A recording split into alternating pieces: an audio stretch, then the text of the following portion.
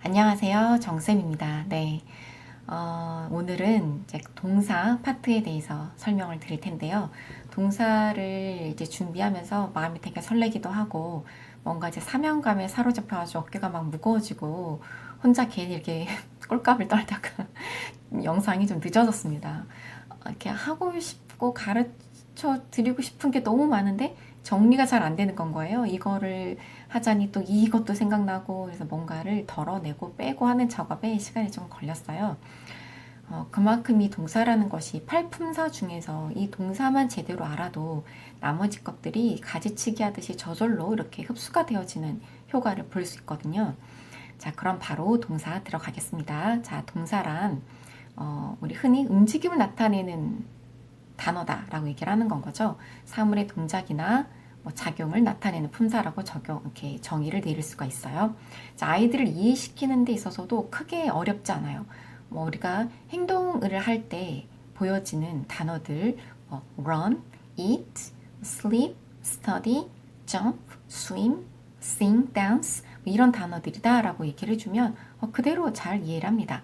근데 이렇게 눈에 잘 보이는 행동이 잘 보이는 단어들만 설명을 해주시면 나중에 think, guess, 뭐 image 이런 단어들이 동사라는 걸 또 생각을 못할 수가 있어요. 그래서 우리가 육안으로 행동이 보여지는 것도 동사지만 생각한다라고 할 때는 막 움직이면서 생각한다기보다 약간 앉아서 꼴똘히 이렇게 생각을 하는 거기 때문에 머릿속에서 엄청나게 움직이고 있는 것, 그것도 우리는 동사라고 얘기한다라는 것까지 같이 이렇게 짚어주셔야, 특히 이제 어린아이들 같은 경우는 안 움직였는데 그게 왜 동사야? 이럴 수 있거든요. 그래서 두 가지를 같이 설명을 연달아서 해주시면 되겠습니다.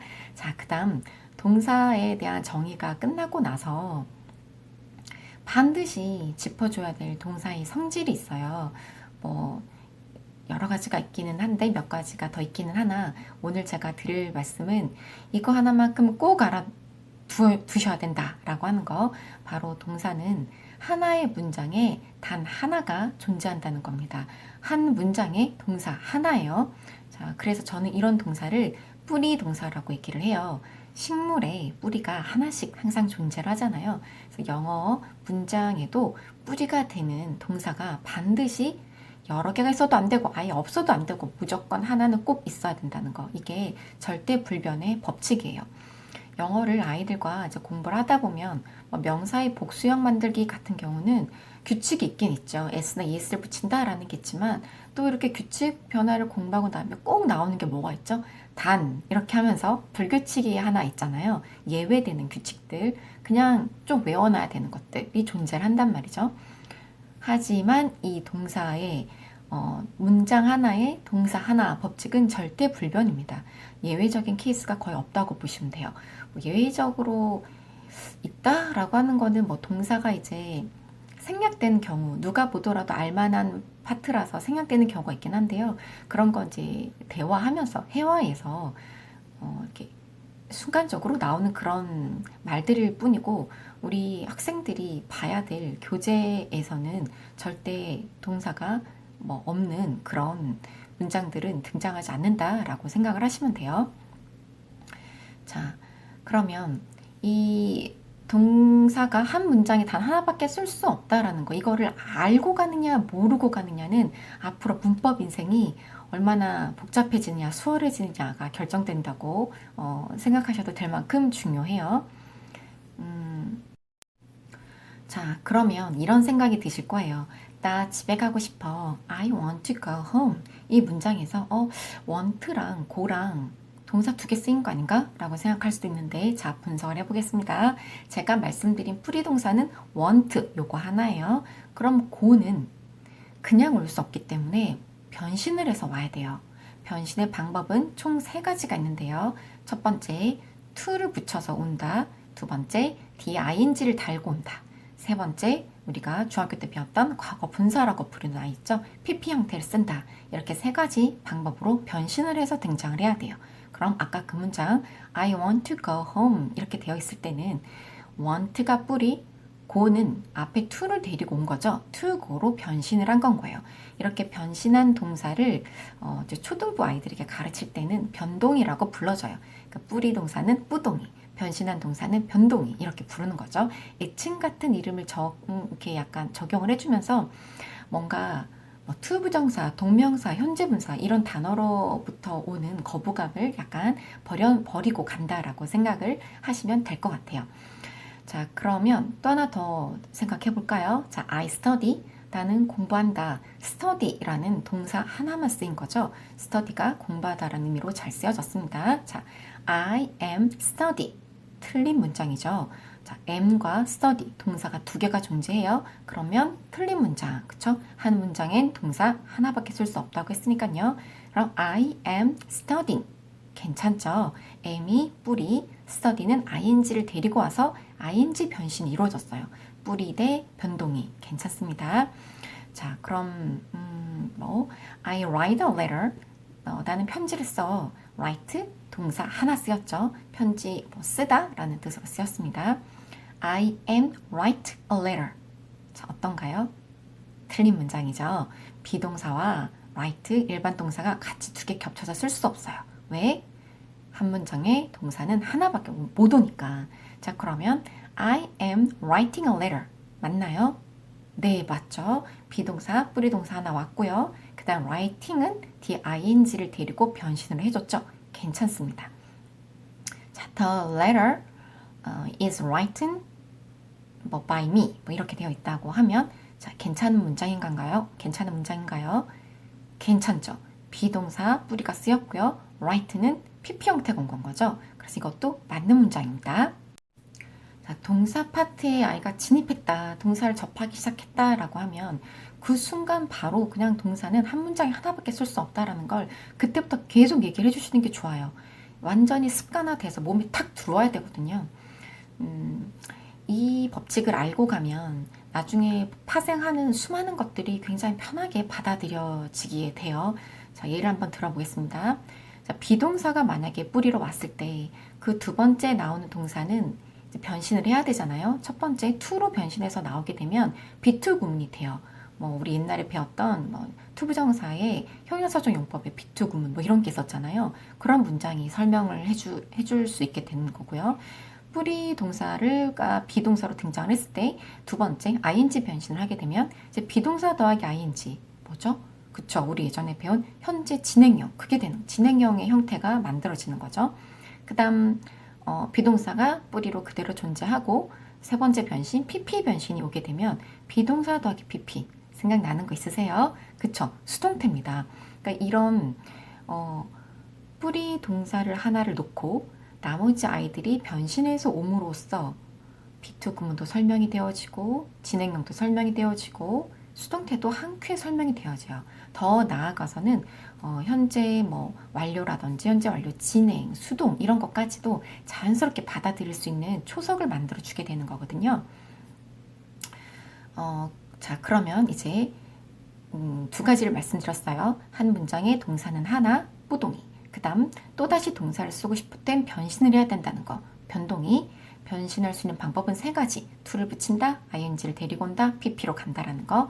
자, 그러면 변신하지 않고 쓸 수 있는 방법은 없나? 있습니다. 자, 마지막 방법인데요. 숨어서 나올 수 있는 방법이 있어요. 자, 뿌리가 한번 등장을 했고 그 다음 변신을 해야 되는데 또 동사를 써야 돼요. 또 동사를 써야 되는데 이번에는 to로 변신하거나 ing나 pp로 변신하지 않고 그 모습 그대로 등장을 하는 경우도 있어요. 그러면 우리가 겉으로 볼 때는 이거 한 문장에 동사 두 개 아닌가? 라는 생각을 할 수 있지만 아니라는 거죠. 자, 예문 보겠습니다. I knew that Annie did not have diamonds or pearls to lose. 자, 이 문장에서 나는 안다, 난 알았다, knew, 얘가 뿌리죠. 자, 그 다음 that 뒤에 Annie did not have diamonds, 그 have 동사, 그 have 동사가 to를 데리고 온 것도 아니고 having으로 간 것도 아니고 had도 아니잖아요. 그 모습 그대로 쓰여졌죠. 우린 이거를 숨어서 나왔다라고 하는데 그럼 누가 숨겨줘야 돼요. 누가 숨겨줬다? 여기서는 that이 숨겨주는 겁니다. 자, 우린 이거를 접속사 또 관계대명사, 자, 이런 또 문법적인 단어들이 있잖아요. 접속사와 관계대명사가 등장을 하면 뒤에 나오는 동사는 변신할 필요 없이 자기 모습 그대로 쓰여질 수가 있어요. 단 한 번입니다. 그래서 접속사 하나당 동사 하나씩 그 모습 그대로 나올 수가 있는 건 거예요. 그래서 이 문장의 끝에 보면은 to lose는 다시 to를 데리고 변신을 한 건 거죠. 그런 이 문장 같은 경우는 하나의 문장에 뿌리 동사 하나, 숨는 동사 하나, 그 다음 변신 동사 하나 이렇게 등장을 한 겁니다. 눈치채셨겠지만 이렇게 숨어서 나오는 동사를 애칭이 뭘까요? 네, 숨동입니다. 숨동이. 자, 이제 그럼 이제 동사 소개가 다 끝났어요. 뿌동이, 변동이, 숨동이. 그쵸? 이 세 개를 아이들이 어떤 문장을 보더라도 잘 분석해낼 수 있으면 정말 훌륭한 건 거예요. 그 연습을 계속 시켜줘야 되는 건 거예요. 이 연습이 되어져야 영어가 이제 시간이 지나면 지날수록 편해져요. 고등부로 가면 거의 독해거든요. 독해와 전체 맥락을 보는 눈이 있는가, 구조를 볼 수 있는 눈이 있는가를 묻게 되는 거고, 중학교 문법은 거의 이렇게 세부적인 걸 이제 들여다보게 되죠. 투부정사 하나를 끄집어내서 용법을 하나하나씩 다 갈라서 막 보는 게 이제 중학교 문법이라고 치면, 고등부 문법은 이제 숲을 보는 걸 이제 시키는 게 돼요.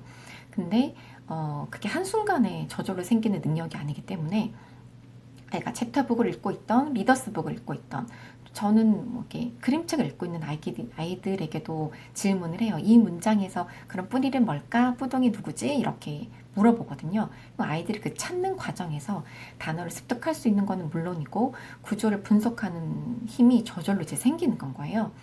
자, 오늘 이제 세 가지를 말씀드렸어요. 한 문장에 뿌리는 반드시 하나 존재해야 된다는 거. 두 번째, 또다시 동사를 쓰고 싶을 때는 변신해야 되는 규칙을 지켜야 된다는 거. 자, 변신하는 방법에 세 가지가 있었던 거. 그쵸? 그 다음에 마지막으로 변신하지 않고 그 모습 그대로 등장할 수 있는 방법이 있는데 바로 누군가가 숨겨줘야 된다는 거. 숨어서 나오는 숨동이가 있다라는 거.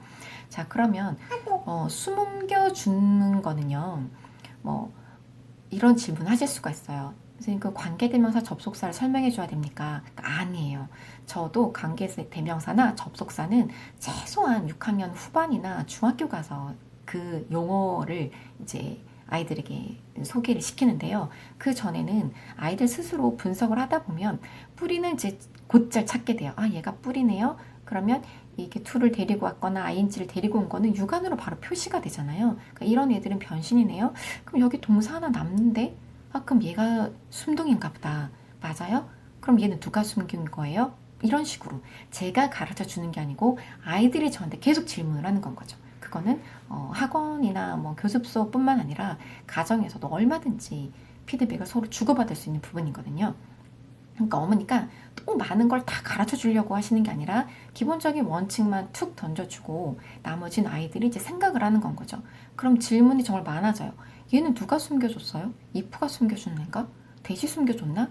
이렇게 숨겨줄 수 있는 애들이 있다라는 거를 자연적으로 습득을 하다가 어느 순간 이런 애들이 다 모아서 관계 대명사였구나 이렇게 되는 건 거예요. 그렇게 공부를 하는 것이 자기 주도적으로 공부를 할 수 있고 아이들 스스로 생각지도 못한 질문을 정말 많이 해요. 와, 애들이 이런 것도 볼 줄 알아? 라는 생각이 들 정도로 질문이 다양해지거든요.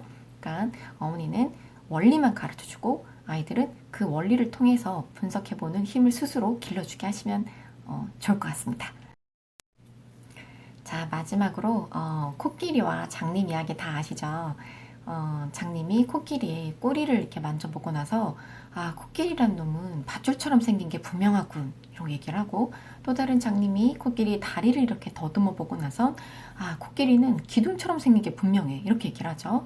그리고 또 다른 장님이 이번에는 코끼리 귀를 이렇게 만져보고 나서 코끼리는 부채처럼 생긴 게 분명하군 이렇게 얘기를 하잖아요. 이 코끼리 전체 모습을 다 보고 난 후에 나는 코끼리의 꼬리를 지금 공부하고 있구나. 나는 지금 코끼리의 코를 보고 있구나. 이렇게 공부하는 친구랑 길쭉하게 생긴 게 이게 코끼리인가 보네. 뭐 펄럭펄럭거리게 생긴 거 이게 코끼리인가 보네. 이렇게 공부하는 친구는 학습 이해도 부분에서 엄청나게 차이를 가져오게 됩니다. 그러니까 전체 구조를 볼 줄 알게 되면 영어는 학년이 높아질수록 어떻게 된다? 쉬워진다라는 건 거예요. 그러니까 전체 맥락을 놓치면 밧줄이나 기둥이나 부채나 다 같은 코끼리에서 나온 건데 그걸 몰라서 계속 헤매는 일이 생긴다는 건 거죠. 자, 이 영상은 코끼리의 전체를 볼 수 있게 하는 가장 기본적인 동사의 룰에 대해서 말씀을 드렸고요. 자, 다음 영상은 이걸 기본으로 해서 챕터북과 동사를 어떻게 연결시킬 건지에 대해서 보여드리도록 하겠습니다. 자, 부동이, 변동이, 순동이 잘 기억하시고 아이들에게 많이 얘기를 해주시면 좋을 것 같습니다. 오늘 영상은 여기서 마치겠습니다. 감사합니다.